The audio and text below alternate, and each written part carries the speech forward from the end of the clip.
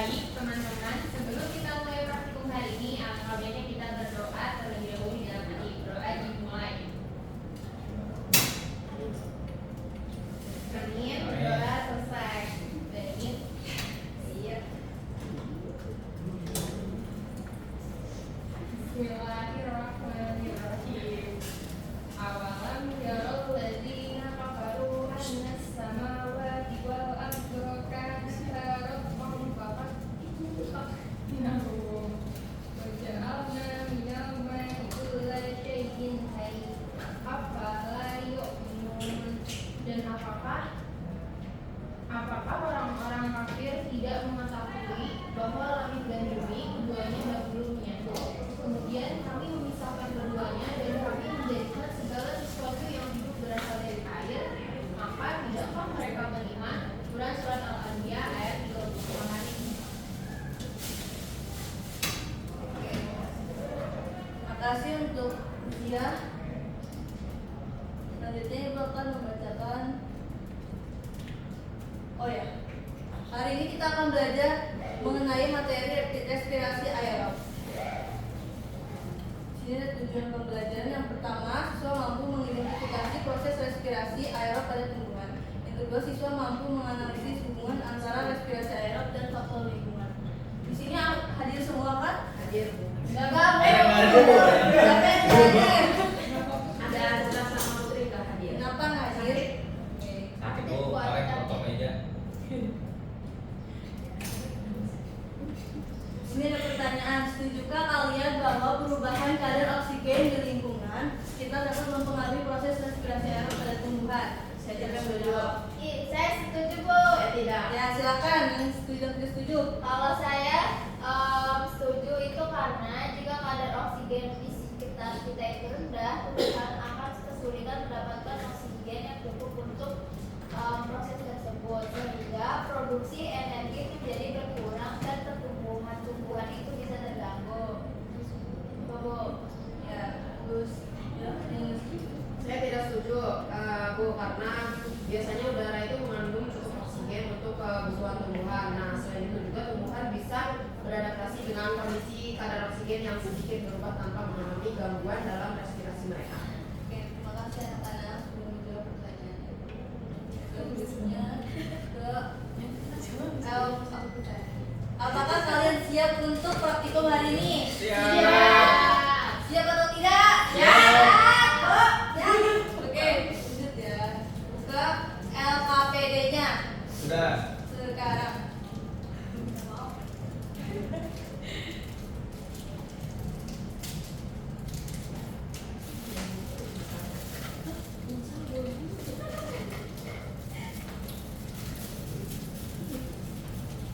Nah, di sini ada tujuan, rumusan masalah dan hipotesis. Siapa yang mau jawab? Saya tujuan, Bu. Rumusan masalah siapa? Saya. Hipotesis? Saya. Oke. Silakan. Oke, jadi tujuan praktikum kita pertama menganalisis proses respirasi pada tanaman kecambah toge melalui alat respirometer. Yang kedua, mengukur laju respirasi kecambah toge dalam kondisi tertentu, misalnya suhu, kelembaban, atau ketersediaan oksigen. Yang ketiga, mengidentifikasi faktor-faktor yang mempengaruhi laju respirasi tanaman kecambah.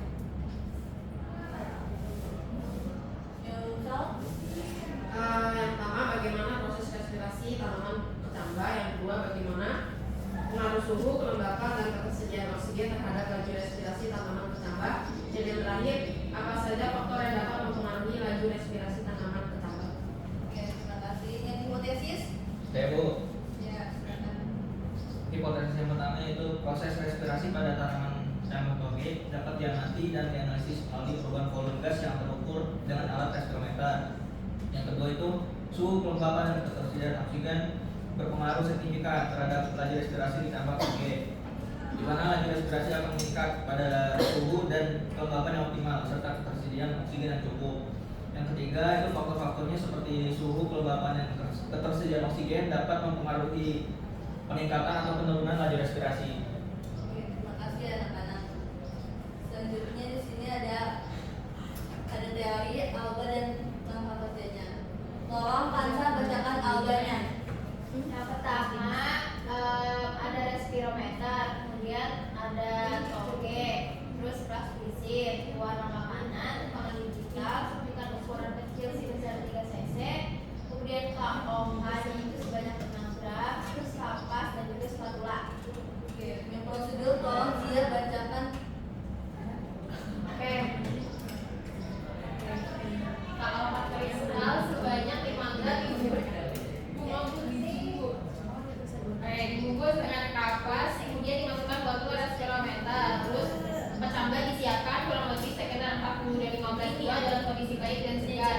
Kemudian ditambah sebanyak 40 dan 15 siswa masing-masing ditimbang dalam gram dengan menggunakan timbangan digital. Terus kecambah dimasukin ke dalam wadah respirometernya yang sudah diisi KOH yang dibungkus tisu atau kapas. Nah, wadah respirometer yang ditutup, kemudian atas botol diberi vaselin atau plastisin agar udara tidak keluar. Terus pewarna EOS-nya dimasukin ke dalam pipa respirometer dari ujung pipa. Keadaan awal pewarna itu harus di titik 0. Pergerakan EOS dicatat setiap 2 menit sekali. Nah, hasil pengamatan dicatat di dalam tabel hasil pengamatan. Oke, terima kasih ya. Kan tadi disebutin ya di alba ada KOH sama pewarna. Itu fungsinya apa sih? Coba Desi jawab. Fungsi KOH untuk menyerap karbon dioksida yang dihasilkan oleh kecambah selama respirasi. Kalau fungsi warna itu untuk menandai perubahan volume oksigen dalam tabung uji, memudahkan pengamatan terhadap laju respirasi. Oke, bagus. Ini mulai aja ya praktikumnya sini. Yo. Ini kan kelompok 1 ada Desi sama dia, kelompok 2 ada Desan sama Sikasa. Nih, yang kelompok 1 tuh ada 40 kecambah, kalau kelompok 2 ada 15 kecambah. Oke. Ini kelompok 2. Disuntikannya berapa? Kelompok 3. Enggak. Dua. Gimana?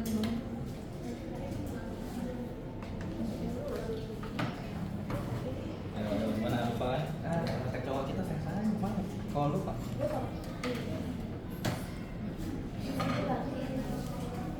Iya, jangan begini dah. Sama. Oke, kamu aja. Mana nih? Ini dulu. Pakai tisu. Tisu dulu, kapan? Iya. Dulu dari. Enggak pas. Kapas kan?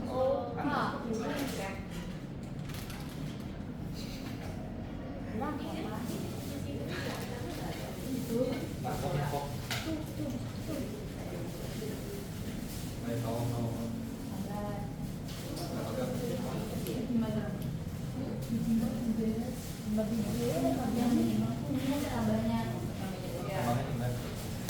Kemana nih, Mbak? Hah? Oh, udah. Cabangnya udah timbang tuh. Hah? Cabangnya timbang dulu. Iya. Nih. Untuk ini namanya. Nih. Buat.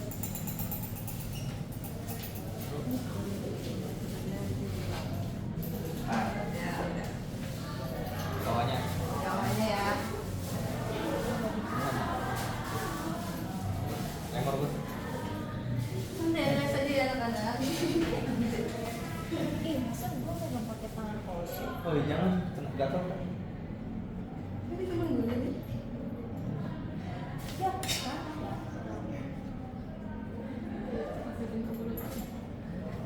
Harus ini pas. Aslinya ya. Nah, jam-jaman.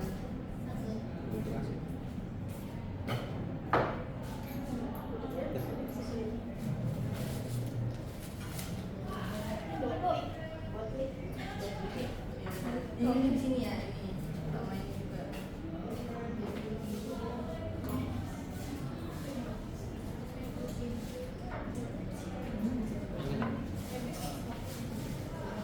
Ada kesulitan nggak? Nih megangnya takut pecah, Bu. Di sini ya. Siapa yang pernah tadi?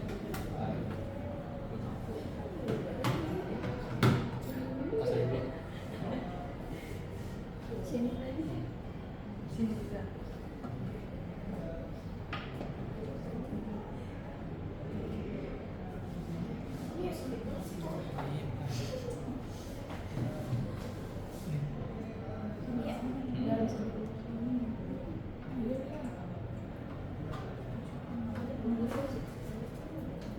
Udah, udah. Udah lah.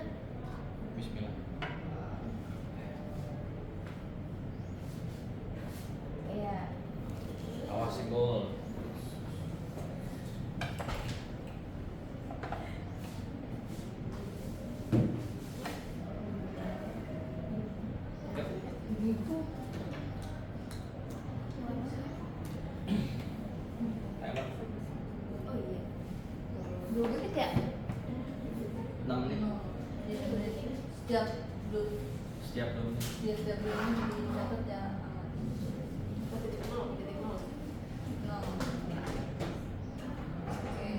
Gak ada kebablasan. No ya no. Siapa? Dari siapa? Timer. Ih, 6 menit ya. Catat per 2 menit.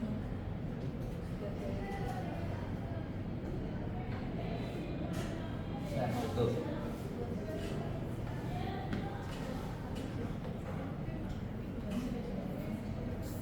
Mending di timer, mending stopwatch aja dapat timer gitu. Nah, itu dia.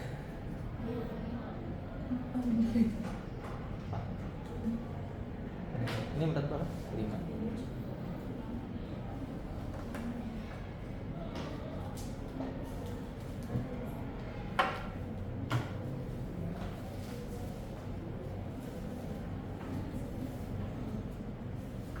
Sambil dicatat ya.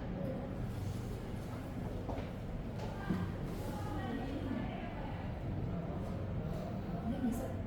Belum.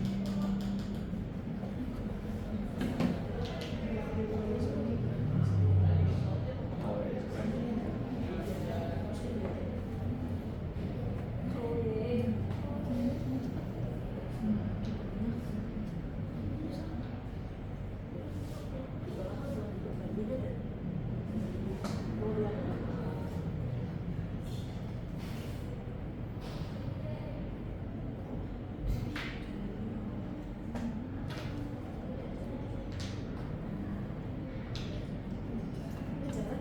Jalan-jalan iya. Optimis aja. Tiketnya berapa? Nah, jatuh tuh udah 2 menit berapa? Berapa nih? 0,6. Enggak ada. Ya. Ya. Aman kok kalau udah. Baik.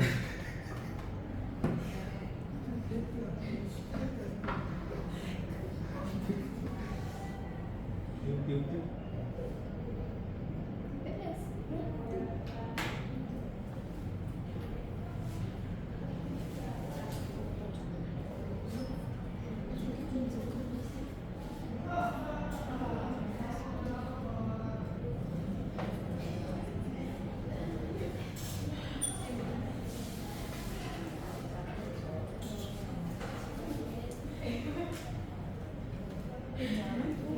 Udah lah.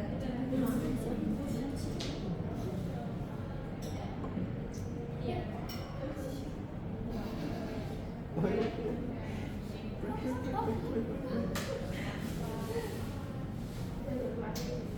Nanti kalian tukeran data ya. Ya. Kelompok 1 presentasi data kelompok 2 dan sebaliknya itu.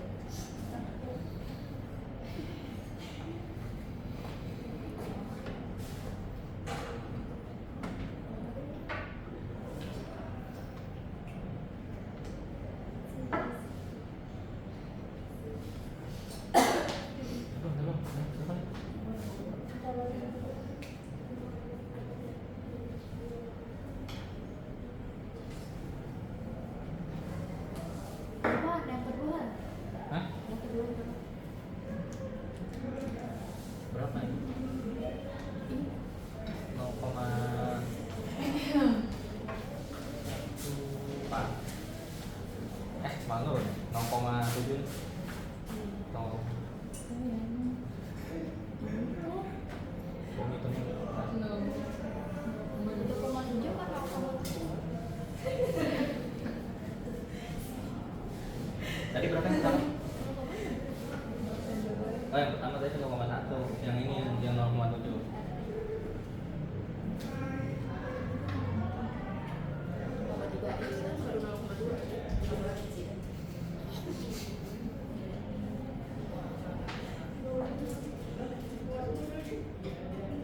Udah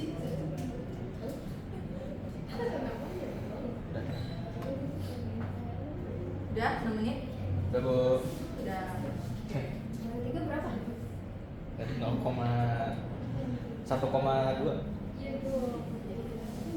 Ya. Oke, kalau udah selesai balik ke tempat duduknya ya. Nomor 1, nomor 2, bukan data presentasinya.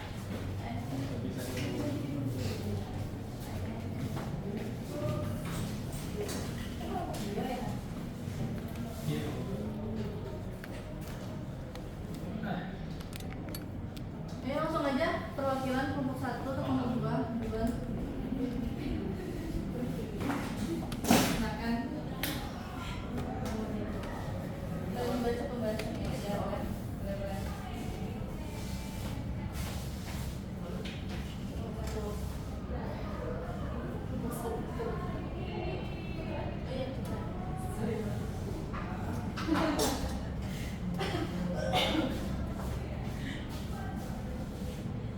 Oke, jadi di sini kita pakai data dari kelompok 2. Dari data yang diperoleh terlihat bahwa kecambah dengan jumlah 15 buah memiliki laju respirasi yang meningkat dari waktu ke waktu. Jika jumlah kecambah yang digunakan dalam percobaan sedikit, maka konsumsi oksigen yang terjadi juga akan lebih kecil. Hal ini disebabkan oleh jumlah sel yang melakukan respirasi lebih sedikit sehingga total kebutuhan oksigen secara keseluruhan jadi lebih menurun. Sudah. Terima kasih untuk kelompok 1. Tepuk tangannya dong. Selanjutnya kelompok 2, silakan lagi.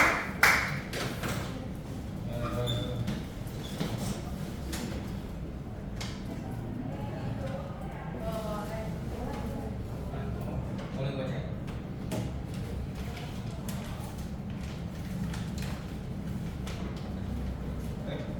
Ya.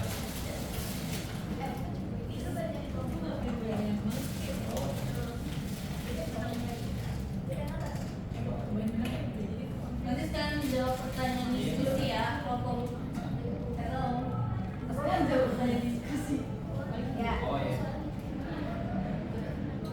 Baik, kami akan mempresentasikan hasil presentasi kami, presentasi dari kelompok 1. Terlihat bahwa kecambah dengan jumlah 42 memiliki laju respirasi yang meningkat dari waktu ke waktu. Hal tersebut itu menunjukkan bahwa semakin banyak kecambah dalam suatu wadah, semakin besar pula kebutuhan oksigen yang diperlukan. Kecambah cenderung menunjukkan laju respirasi rata-rata lebih tinggi dibandingkan kelompok dengan 15 kecambah, karena lebih banyak sel yang berpartisipasi dalam respirasi menghasilkan konsumsi oksigen yang lebih besar. Dan untuk pertanyaan diskusinya, yang pertama, mengapa respirasi itu penting bagi pertumbuhan kecambah? Yang pertama, jawabannya itu respirasi penting bagi pertumbuhan kecambah karena respirasi menghasilkan energi dalam bentuk ATP yang dibutuhkan untuk berbagai proses metabolisme seperti pembelahan sel, sintesa protein, dan pembentukan jaringan baru. Energi ini sangat krusial agar kecambah dapat tumbuh dan berkembang dengan baik. Kemudian peran oksigen dalam proses respirasi itu sebagai akseptor elektron terakhir dalam rantai transport elektron di mitokondria selama respirasi aerob. Kemudian yang ketiga, apakah jumlah kecambah yang digunakan sedikit atau banyak mempengaruhi hasil pengamatan laju respirasi dalam praktikum ini? Jawabannya itu jika jumlah kecambah terlalu sedikit, laju respirasi yang terjadi akan rendah sehingga perubahan konsumsi oksigen dan produksi karbon dioksida sulit terdeteksi dengan jelas. Sebaliknya jika kecambahnya itu banyak, oksigen di dalam wadahnya juga bisa cepat habis, menyebabkan kondisi kekurangan oksigen yang menurunkan laju respirasi aerob. Ya Bu. Oke, terima kasih untuk kelompok 2 dan kelompok 1.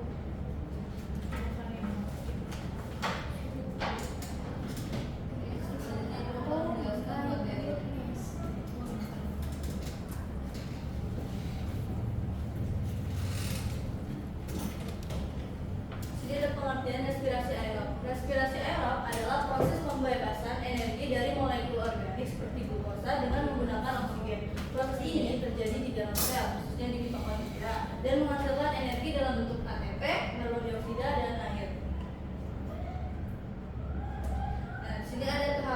respirasi aerob ada yang pertama tahap glikolisis, kedua dekarboksilasi oksidatif, yang ketiga siklus Krebs, dan keempat rantai transport elektron. Yang pertama glikolisis ini fungsinya untuk mengubah glukosa menjadi asam pirufat. Yang kedua dekarboksilasi oksidatif fungsinya untuk mengubah asam pirufat menjadi asetil CoA atau asetil koenzim A. Yang ketiga siklus Krebs fungsinya untuk mengoksidasi molekul asetil CoA untuk menghasilkan energi, dan tahap terakhir itu rantai transport elektron fungsinya untuk mengubah NADH dan FADH menjadi molekul adenasin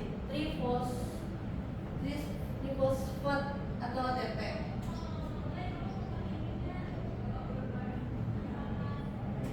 Yang pertama di sini ada glikolisis. Proses pemecahan glukosa menjadi dua molekul asam pirufat yang berlangsung di sitosom menghasilkan 2 ATP dan 2 NADH. NADH digunakan untuk transport elektron. Pada respirasi aerob menghasilkan hingga 36 ATP per glukosa. Enzim-enzim penting dalam glikolisis yaitu heksokinase, aldolase, triosafosfat, isomerase, fosfoheksokinase, fosfofruktokinase, enolase, fosfat dehidrogenase, pirufat kinase, dan fosfodiserolase. Yang kedua tahap dekarboksilasi oksidatif ini yaitu pengubahan asam pirufat menjadi asetil CoA dengan melepaskan CO2. Peristiwa ini terjadi di sitosom. Selain asetil CoA hasil lainnya adalah NADH. Asetil CoA akan diproses dalam siklus Krebs, sedangkan NADH akan digunakan dalam transport elektron. Yang ketiga siklus Krebs. Pada tahap ini asetil CoA memasuki siklus Krebs di dalam mitokondria yang berpartisipasi dalam serangkaian reaksi yang menghasilkan 2 ATP sebagai energi, 2 FADH2 dan 6 molekul NADH yang digunakan dalam transport elektron serta 4 molekul karbon dioksida. Siklus Krebs ini terjadi di dalam matriks membran mitokondria. Yang keempat ini tahap transport elektron yang melibatkan pembawa elektron. Proses ini terjadi di membran mitokondria. Rantai transport elektron terdapat NADH dan FADH2 yang dihasilkan selama glikolisis, dan siklus Krebs mengalami oksidasi di rantai transport elektron yang menghasilkan gradien elektrokimia yang digunakan untuk menghasilkan ATP melalui fosforilasi oksidatif. Enzim yang berperan pada proses ini adalah ATP sintase yang terdapat sitokrom, quinone, piridoksi, dan flavoprotein. Dengan menggunakan gradien elektrokimia yang ada, reaksi transport inilah yang menghasilkan H2O. Nah ini gambarnya ya. Yang pertama adalah glikolisis. Glukosa dapat menguraikan menjadi senyawa sederhana yang menghasilkan 2 ATP, 2 asam pirufat, dan 2 NADH. Lalu kemudian tahap dekarboksilasi oksidatif yang dimana 2 pirufat ini dapat diubah menjadi 2 asetil CoA yang menghasilkan 2 CO2 dan 2 NADH. Kemudian memasuki tahap siklus Krebs yang ini terjadi di mitokondria. Asetil CoA juga di mitokondria kecuali di glikolisis di sitosom. Nah, siklus Krebs ini menghasilkan 2 ATP, 4 CO2, 6 NADH dan 2 FADH. Kemudian memasuki tahap yang terakhir sistem transport elektron yang dimana NADH dan FADH ini yang digunakan sebelumnya tahap untuk menghasilkan ATP dengan total 32 ATP, kemudian ditambah dengan 4 ATP yang masing-masing 2 ATP berasal dari hasil tahap glikolisis dan siklus Krebs, kemudian ditotalkan menjadi 36 ATP. Di sini ada faktor-faktor yang mempengaruhi laju respirasi. Yang pertama ada suhu, yaitu semakin tinggi suhu maka laju respirasi akan semakin tinggi. Yang kedua jenis dan jumlah substrat. Jika kandungan substrat rendah menjadi laju respirasi juga akan rendah. Demikian sebaliknya jika kandungan substrat tinggi maka hasilnya juga tinggi. Yang ketiga kelembaban. Semakin tinggi tingkat kelembaban tanaman maka laju respirasi akan semakin cepat. Sebaliknya itu gitu ya. Yang keempat ada jumlah oksigen. Laju respirasi tumbuhan tidak terlalu dipengaruhi oleh fluktuasi normal kadar oksigen di udara karena oksigen di udara umumnya tersedia dalam jumlah yang cukup melalui kebutuhan tanaman. Nah, terakhir tipe dan usia tumbuhan. Pada tumbuhan yang masih muda laju respirasi tinggi karena laju metabolismenya juga tinggi dalam masa pertumbuhan. Sedangkan pada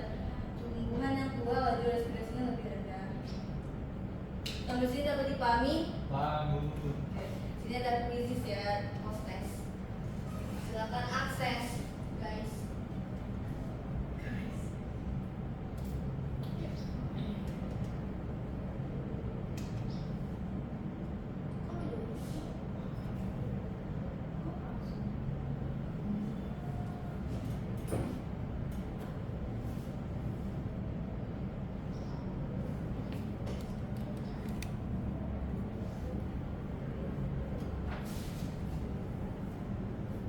Harus saling ingat.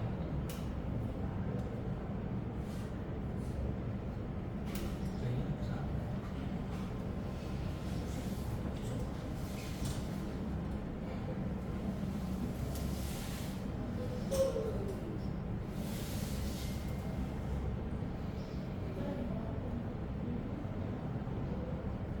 Baru Bu. Baru. Iya, Mbak. Enggak ya?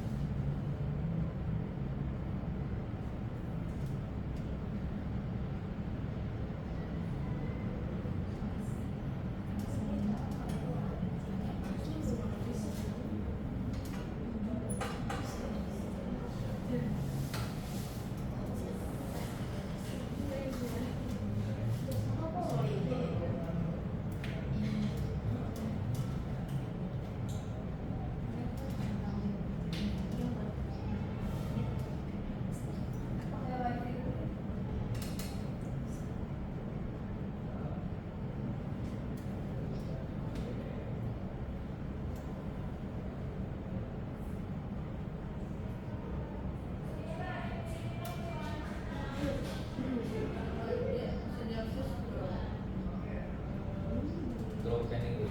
Nah, udah ada nih. Bisa enggak?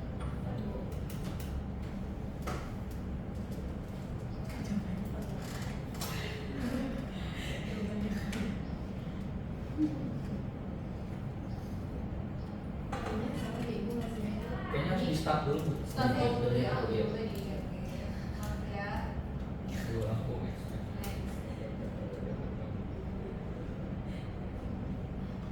Langsung langsung. Tapping juga. Gitu.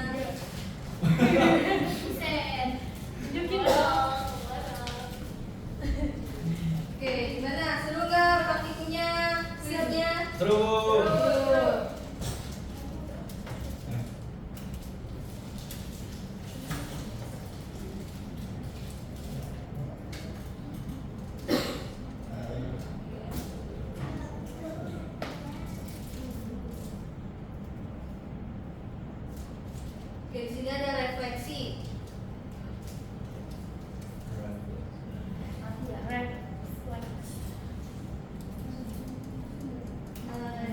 Yang pertama, apa yang kalian pelajari dari praktikum respirasi aerob tentang hubungan antara aktivitas metabolisme, dan yang kedua, apa hal paling menarik yang kalian temukan dari praktikum ini? Siapa yang mau jawab? Saya mau jawab yang pertama. Ya, boleh, silakan.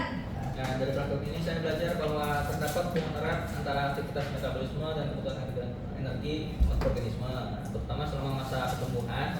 Kecambah sedang mengalami pembelahan dan pembesaran sel secara aktif, sehingga memerlukan energi yang banyak.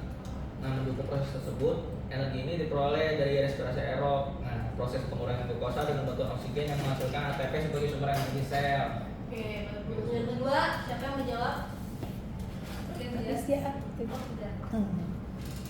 Oke, anak-anak, kita cukupkan ya pembelajaran hari ini. Semoga yang dipelajari dapat bermanfaat buat kalian. Amin. Udah diri, wassalamualaikum warahmatullahi wabarakatuh. Waalaikumsalam warahmatullahi wabarakatuh.